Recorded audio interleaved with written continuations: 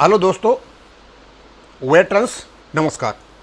आज का जो मेरा वीडियो है, इतने वीडियो बनाने के बाद कि हम अपने एग्रीमेंट का पालन करें, रेगुलेशन 1995 का देखें, आईबीए का एफिडेविट देखें, ये सब कुछ देखने के बाद आज मैं ये वीडियो केवल और केवल United forum of bank union के जितने भी कंस्टिट्यूएंट्स हैं उनसे मैं रिक्वेस्ट कर रहा हूं और यूएफबीयू से मैं कंसोलिडेटेड प्रेयर कर रहा हूं। यूएफबीयू अपना धर्म निभाए। धर्म निभाने का सेंस यह है कि जिस मतलब से आप बने हुए हो उस मतलब से आप अपना काम करें। यानी बैंक पेंशनर्स के जो इश्यू हैं उनको आप आईबीए से बात न करके रेगुलेशन 55 के अनुसार 35.1 और रेगुलेशन 56 का अनुसरण करते हुए सीएमडी से बात करें कि आप रेगुलेशन 1995 को लागू करें। रेगुलेशन 55 में बड़ा स्पष्ट कह रखा है कि जब रेगुलेशन नोटिफाइड हो गया आईबीए का, तो रोल केवल एक एजेंट का है, लेकिन सहमति बनाने का, लेकिन इस सब सहमति को अप्रूव करना किसका? Chairman and managing director of the bank CMD का काम है, क्योंकि ये एक रेगुलेटरी बॉडी है, एक ये रजिस्टर्ड बॉडी है, एक ये लीगल बॉडी है और इसके द्वारा बनाया गया नोटिफिकेशन या रेगुलेशन 1995 उस पर आईबीए का कोई भी अधिकार नहीं है। और यह रेगुलेशन पब्लिक सेक्टर बैंकों का है। आईबीए में 250 सदस्य हैं जो फाइनेंशियल इंस्टीट्यूशंस और बैंक, प्राइवेट और फॉरेन सबका एक समूह है। आईबीए के नाम पर तो कम से कम ये खेल नहीं खेलें। केवल और केवल इसमें भाग ले सकते हैं तो केवल और केवल जो 12 बैंकों के जो एम्प्लॉयर हैं वो भाग ले सकते हैं। तो मैं यूएफबीयू से रिक्वेस्ट करूंगा कि सबसे पहले तो बताता हूं 56 में क्या लिखा है और रेगुलेशन को कौन लागू कराएगा। The chairman and managing director of the bank may from time to time issue instructions as may be considered necessary और एक्सपीडिएंट फॉर द इम्प्लीमेंटरी। इन रेगुलेशन को लागू करने के लिए जो भी उपयुक्त कदम होंगे समय समय पर सीएमडी साहब उठाएंगे। इसका मतलब आईबीए का इस रेगुलेशन में कोई लेना देना नहीं है और इस रेगुलेशन से बियॉन्ड कोई भी समझौता करना, रेजिडुअल इश्यूज में किसी मुद्दे को डालना जो ऑलरेडी रेगुलेशन में है, वो अल्ट्रा वायरस है, नल एंड वॉइड है। इसलिए आईबीएन और यूएफबीयू ने मिलकर के 8/3/2024 को जो रेजिडुअल इश्यूज में मुद्दे डाले थे, updation of pension for past retirees, provision to be made in pension regulation to provide for periodical updation of pension along with wage revision settlement, ये एक प्रकार का बिल्कुल इलीगल, इनकॉम्पिटेंट, इनकंसिस्टेंट रेजिडुअल मुद्दा है। ये बनता ही नहीं है। जब रेगुलेशन हमारे पास है तो आईबीए और यूएफबीयू ने इस प्रकार का ये धोखे देने वाला, आईवास करने वाला ये क्यों डाला। हम यूएफबीयू से बात करेंगे कि इसको तुरंत आपके रेजिडुअल इश्यू से निकाला जाए और सीएमडी से बात की जाए कि आप रेगुलेशन 995 को लागू करें। यदि रेगुलेशन 95 में 1995 में कोई किसी प्रकार की दिक्कत है समझने में, कुछ भी करने में, क्योंकि 35/1 को पढ़ें और 35/1 ऑलरेडी हिस्सा है आपके रेगुलेशन का और इसका यदि किसी प्रकार से कोई एक्सप्लेनेशन नहीं हो पा रहा है तो आप रेगुलेशन 56 का सहारा लें, या सीसीएस रूल्स में दे रखा है। सीसीएस रूल्स में पेंशन अपडेशन इंप्लाइडली दे रखा है और इसमें जो हमारा रेगुलेशन है, जब इसको डीपली स्टडी किया जाता है तो पहला ही पॉइंट है basic pension and additional pension wherever applicable. ये जो वेयर एवर एप्लीकेबल दे रखा है शैल बी अपडेटेड, अपडेट होगी।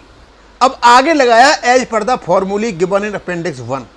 अब फॉर्मूला जो अपेंडिक्स 1 में दे रखा है वो केवल और केवल 1995 वालों से पहले लागू होता है, लेकिन वेरेबल एप्लीकेबल की जब बात आ रही है तो ऑटोमेटिक इंप्लाइडली ये 1995 बाद वालों को भी जाता है। अंडरस्टैंड तो यह है जैसे बेज रिवीजन होगा एक एमएफ फैक्टर तैयार किया जाएगा और उनकी जो भी उनकी अपडेशन वाला मैटर है उनको ट्रांसफ़र कर दिया जाएगा, यानी उसकी वृद्धि हो जाएगी। इसका मतलब यह है, यानी पहले तो इस हिसाब से होगा वेरिएबल एप्लीकेबल, और उसके बाद में वेरिएबल एप्लीकेबल उस प्रकार से होगा। तो हम यूएफबीयू से बात करना चाहते हैं, हम उनसे रिक्वेस्ट करना चाहते हैं कि आप अपनी लीगल टीम बिठाएं और 35.1 को अच्छी तरह पढ़ाएं, नहीं है तो अच्छे वकीलों से पूछें, और यहाँ कोई डाउट है 35.1 में तो आप 56 का सहारा लें। और ये सब करने के बाद आईबीए के पास जाने की जरूरत नहीं है। आपका रेगुलेशन खुद कहता है कि किसी भी चीज़ की इंस्ट्रक्शंस की या किसी भी चीज़ की आवश्यक समझा जाएगा तो उसकी इंस्ट्रक्शंस केवल और केवल सीएमडी निकालेंगे, न कि आईबीए। अब मुझे पता नहीं कि आईबीए को यहाँ अपडेशन ऑफ पेंशन में ये बेज रिवीजन के साथ में ये क्यों ये मुद्दा अपडेशन का आया हुआ है। ये मुद्दा यहाँ आना ही नहीं चाहिए था। मुद्दा आता तो सिर्फ ये आता कि भैया इसको क्या नाम है इम्प्लीमेंट कराइए, और इम्प्लीमेंट कराएगा यूएफबीयू। अब यूएफबीयू से हम हाथ जोड़कर रेस्पेक्टफुली ये कहना चाहते हैं कि आप जिस काम के लिए बने हो आप उस काम को करें, आप सारी कामों को करें, और सारे कामों को करने के बाद पेंशन अपडेशन जो है उसको इम्प्लीमेंट कराएं एज पर द रेगुलेशन। सब कुछ इसमें दे रखा है, एक भी चीज़ क्लियर है इसमें।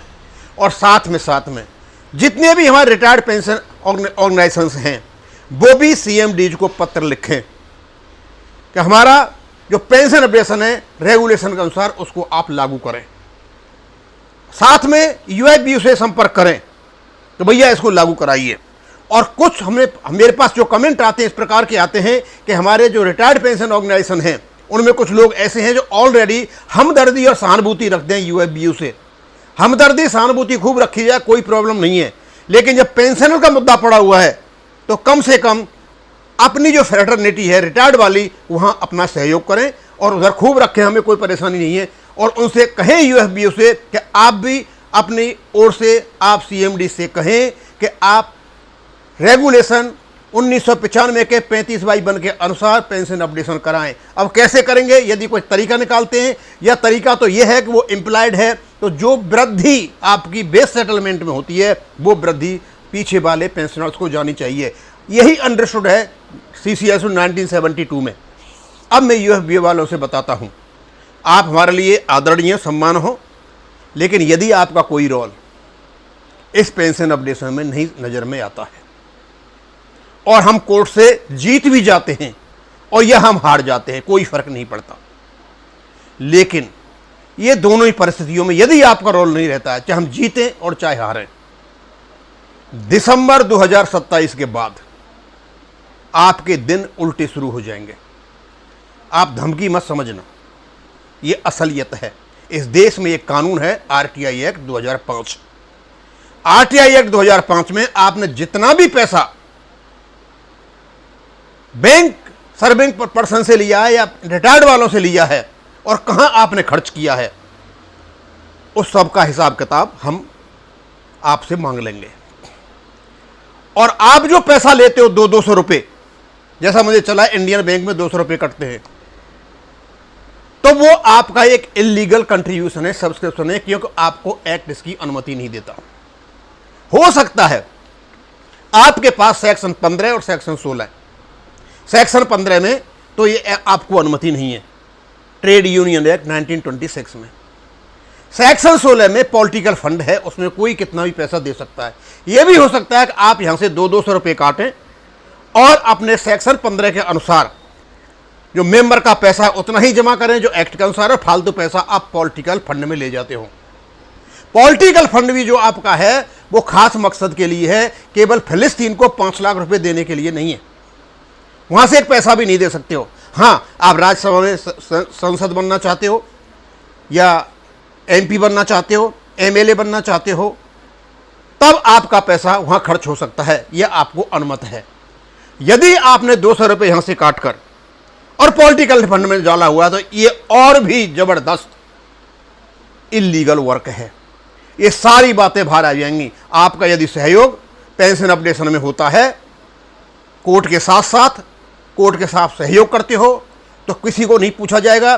दिसंबर 2027 के बाद आपकी एक पाई का हिसाब ले लिया जाएगा, क्योंकि आप केवल हमारे वेलफेयर के लिए, और इसके अलावा आपका कोई अस्तित्व नहीं है। आप शायद ये सोचते हो कि आपने बहुत लंबा चौड़ा पढ़ा का टकल लिया, आप अरबपति हो चुके हो और आपके पास जो पैसा है आप मज़े मारोगे, तो आप भूल जाइए कि आप इस प्रकार कर सकते हो, क्योंकि आपका जो एसोसिएशन बना हुआ है वो यूनियन एक्ट के अंतर्गत बना हुआ है और उससे आपसे किसी भी प्रकार की जानकारी ली जा सकती है। और ये जो घुमाने वाला काम आपने कर रखा है, पेंशन अपडेशन और रेजुलेशन में डाल रखा है, इसको ख़त्म करें, इसको निकलवाएं और सीधे आप बात करें सीएमडी से कि पेंशन रेगुलेशन 1995 को आप लागू करें।